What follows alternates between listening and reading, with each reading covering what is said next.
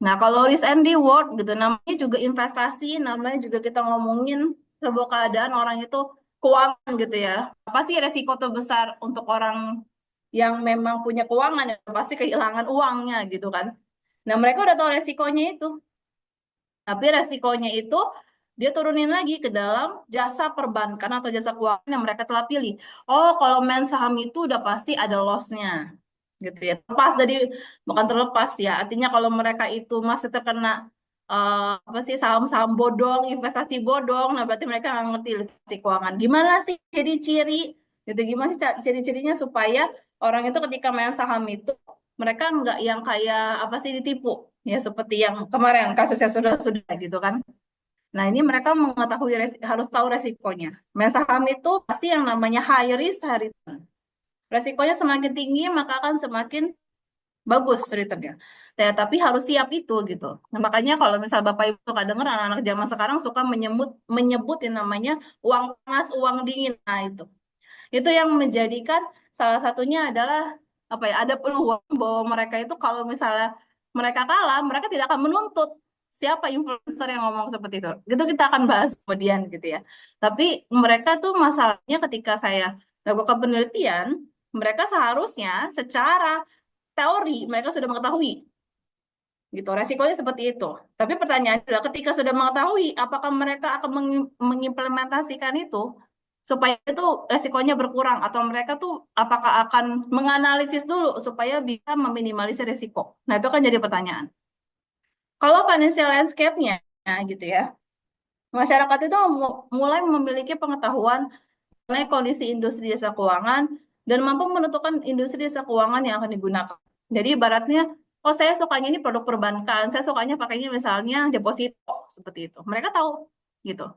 Bahkan ada beberapa mahasiswa yang ngomong ke saya gitu, Miss kalau di BINUS itu kan kadang orang karena kita pakainya auto debit, jadi ada rekening khusus gitu ya untuk mahasiswa-mahasiswi supaya mereka itu bisa dipotong uang untuk tuition fee-nya atau uang kuliahnya gitu. Kalau apa beberapa mahasiswa-mahasiswi ada yang langsung dikasih sama orang tuanya full gitu sampai mereka lulus. Nah, mereka apain? Mereka putar jadiin deposito gitu. Jadi ada yang sampai seperti itu, Bapak Ibu. Atau mereka pakai uangnya untuk putar lagi supaya bisa jadi instrumen apa digunakan untuk membeli instrumen keuangan apa. Yang udah pasti resikonya kecil, nggak mungkin ya resikonya besar.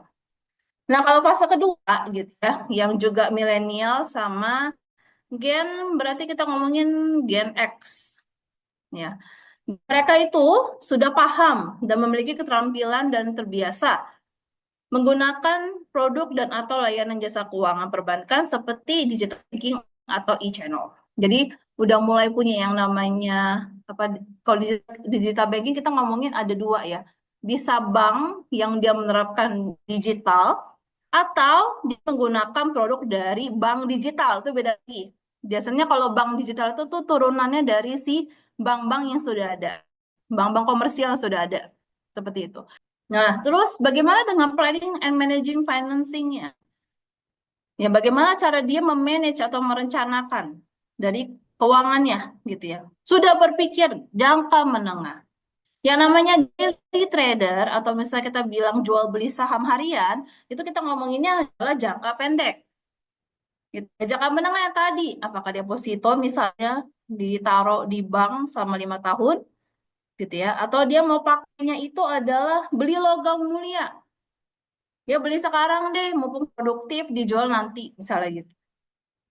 Itu bisa. Atau dipikirkan itu adalah saya mau beli tanah, saya mau beli properti, yang saya itu bisa simpan gitu ya. Atau ya kalau saya beli properti zaman sekarang, Bapak Ibu, propertinya tuh nggak didiemin gitu, tapi mereka itu juga bakal sewain lagi.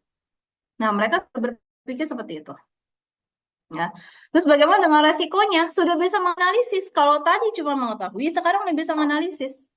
Gimana sih menghitungnya dan memahami resiko dan rewardnya? Oh, kalau saya misalnya beli saham, berarti saya dapat rewardnya berupa dividen. Oh, kalau saya misalnya ada deposito atau saya beli obligasi atau bonds atau apa namanya ori gitu ya, saya pasti akan dapat return berupa bunga. Oh, kalau saya misalnya kita ngomongin ada yang namanya logam mulia gitu ya, karena ibaratnya sudah dari dulu kita dibilangin emas itu nggak akan pernah jatuh harganya, berarti saya beli emas. Nah, mereka udah tahu itu. Ya, lalu bagaimana dengan financial landscape-nya?